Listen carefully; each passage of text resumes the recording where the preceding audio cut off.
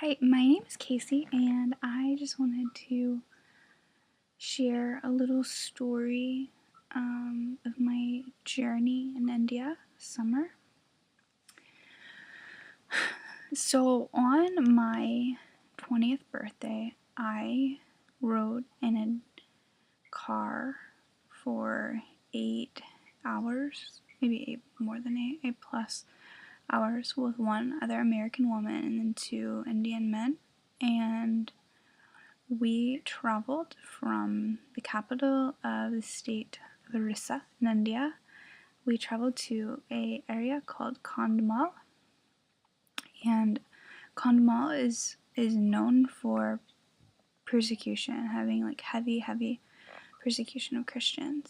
And so knowing that I was going to Kandhamal on my birthday, I was really excited, and I was just like, man, like Jesus is so cool to give me such an awesome blessing to get to see true like believers and like see an area that's just been affected so greatly by persecution.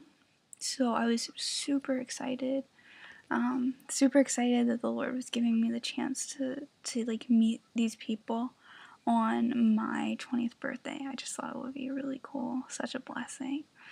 And I, like, growing up, since I've been a Christian for the last like 4 or 5 years, I have been just captivated at the idea of like, I don't know, I didn't want to die from cancer, heart disease, or Alzheimer's, or just old age. I wanted to die like for my Father's kingdom. Like, I wanted to die in the name of Jesus. Like, I don't know what would happen to me, but like, I always had it in my head that if I was gonna die, it was gonna be like a martyr's death.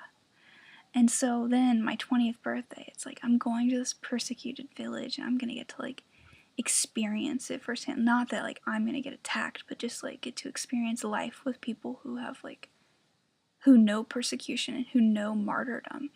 The area that I went to, actually 200 pastors were killed, and then like thousands of Christian families were displaced. Like, rebels came in and just killed, like, they got people to tell them where all the pastors lived, and they killed all the pastors, and like they killed a lot of other people also, and they just burnt down all the churches and like attacked all the churches and Christian homes. And this was a year and a half, or like maybe 2 years, almost 2 years, like prior to when I was going. So I'm going in July I went in July of this summer, and in July of 2011, and so it had happened in April of 2009 and December of 2008, and this like extreme persecution where thousands of people were killed, or thousands of people were like injured and displaced, and hundreds of people were killed. And I went there with such expectation and such like anticipation of like God just like teaching me so much and like showing me so much about his character and about like the trueness of the gospel. And I went there, and it was hands down the most terrifying experience of my entire life. And I believe, I'm fully sure I'm called into full-time missions. And like, I expect to spend a lot of my life in maybe even in areas that like Christianity is not a core religion, and Christianity is not accepted. I fully believe that is what the Lord is calling me to. But going to this area of persecution just absolutely shifted my reality, because I'd glamorized martyrdom, honestly. And I went to this area, and the house that I stayed in had been attacked. And like the pastor who I was with, he had lived, because he was actually in America at the time, but his wife wasn't. And so they came to this house that I was staying in where she lived and banged down the door. And I sat with her and she looked into my eyes and she told me how she looked into the faces of these men with their weapons and their swords and their torches, because they came at the night. She said they came up to her house with these torches and swords and weapons, and she said that when she looked into their eyes, she just saw evil. And she said she still she still just cries whenever she thinks about looking into their faces. And so I sat with this woman and I sat in her house and I heard her stories of hiding in the jungle for weeks. After the rebels came, they hid in the jungle and just praying for life and praying for the Lord to just help them, because they were literally in the jungle. It's not just oh, I live in Virginia, so I'm going to go into the jungle, into the woods. They're in the jungle with lions and tigers and bears and elephants and snakes. Oh my. And so hearing these stories, it literally shook me to the core of my faith and to the core of my being. I don't know, my view of persecution is completely different. And I'm talking with my boyfriend, and I are talking about moving to Pakistan one day in the future, and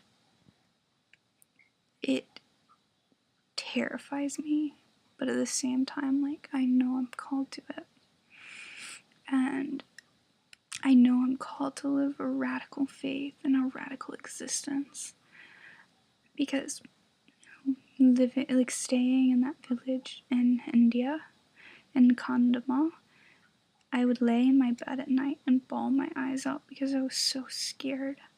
I was so scared that someone was going to come and bang the door down and come and capture me out of my bed, lock me up, or kill me right there, and my parents weren't going to know what happened to me because I didn't tell my parents that that's where I was going, because I knew they would freak out.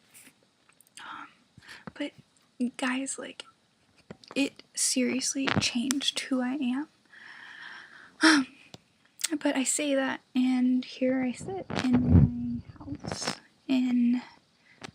my house that I share with 5 other girls at school, as I'm going to college and paying thousands of dollars to get a Christian education, and I live in a Christian bubble, and everyone is so stuck in where they are, and no one is challenged. And being in India just taught me the urgency of the gospel, and the urgency for people to hear the name of Christ, and the urgency that it's just, being a Christian is not just about going to Bible studies and praying with each other and going to church on Sunday and keeping each other accountable. It's so much more than that.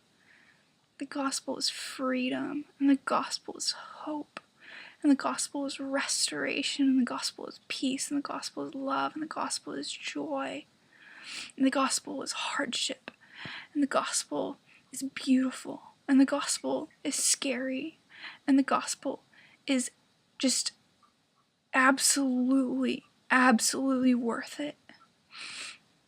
But we get caught up and stuff, and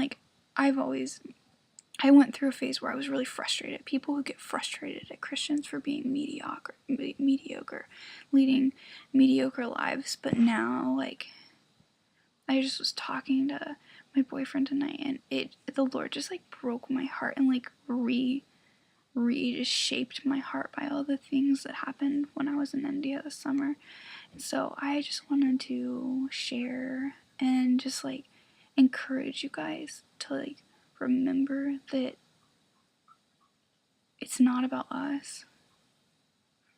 It's not about us, it's about Him, and it's about more people praising Him and more people being in a relationship with Him and knowing, like, the power and the majesty and the beauty of the gospel. So I just encourage you guys to just, like, love God and not be like, stuck in your faith, but be, like,